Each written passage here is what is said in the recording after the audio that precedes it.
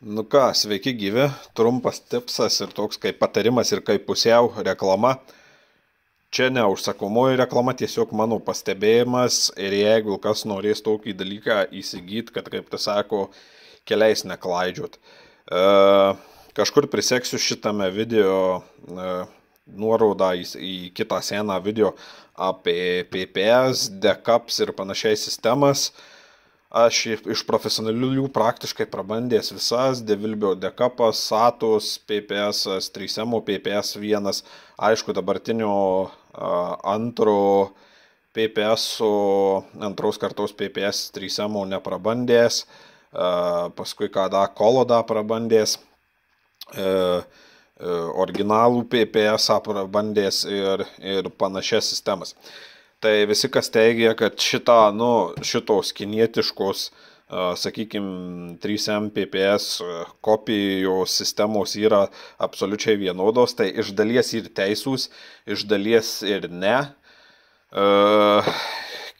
Dabar vakarą prieš filmuojant video net durniau sukau galvą, tai mano galva, aš kiek sugalvojau, kiek atsiminiau, kiek analoginių sistemų bandžiau PPS 1 pagrindu, tai berods 8 buvo, tai, sakykime, ir jos skyrėsi. Vienos, sakykime, ten buvo, turėjo įvairių rūšių gradacijas, kitos turėjo vos kelias gradacijas, šiek tiek pačių puodelių forma irgi galėjo skirtis pagal lainerius.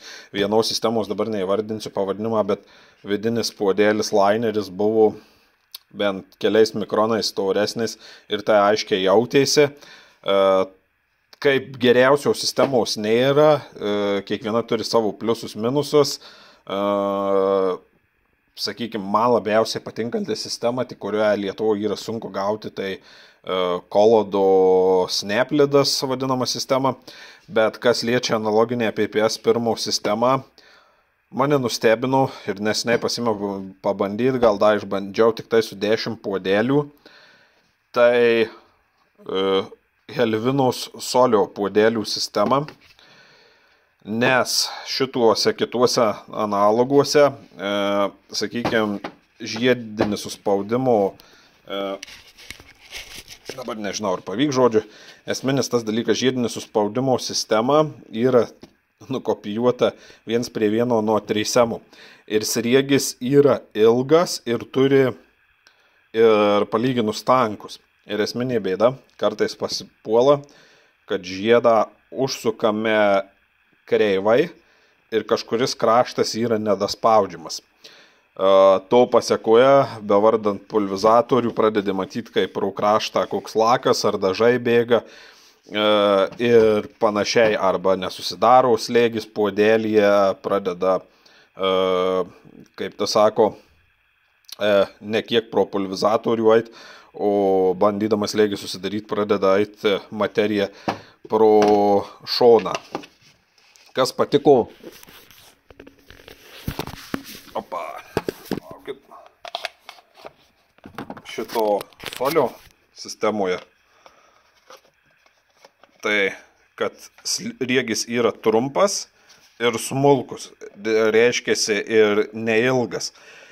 10 dar tik lainerių išbandžiau, bijojau, kad gali atsipalaiduoti ir panašiai, bet taip tikrai neįvyko. Jis realiai įkrenta tik tada, kai nebūna, kaip tai sako, prieš sriegį, nes jei kas va matot, jis šleivai vartus.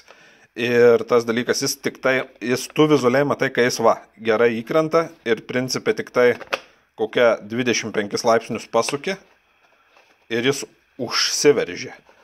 Ir viskas, 25-30 gal laipsnių kažkur pasuki. Kas šituo praktiškai pusiai abarotų užveržimui, bet tu gali blogai pataikyti su sriegio pradžiom ir kažkuri žiedo pusiai pakrypsta. Kadangi sriegis čia yra kitaip išspręstas, sriegio klausimas, dėl to žiedas, kadangi aš neturiu vienos rankos laisvos, tai čia sunku pademonstruoti, bet čia yra protingiau padaryta. Tai va, šito video kaip short tipsas ir esmė, kad analoginiais sistemos 3M jos yra panašios, bet kartu ir skiriasi ir kai kurios šitą sistemą tikrai mane nustebino.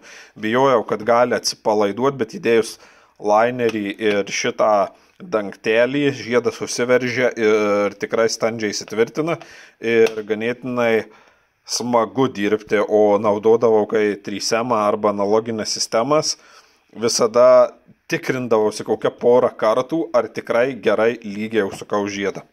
Tai va, šiandien video tiek, dėkui, peace, I'm out.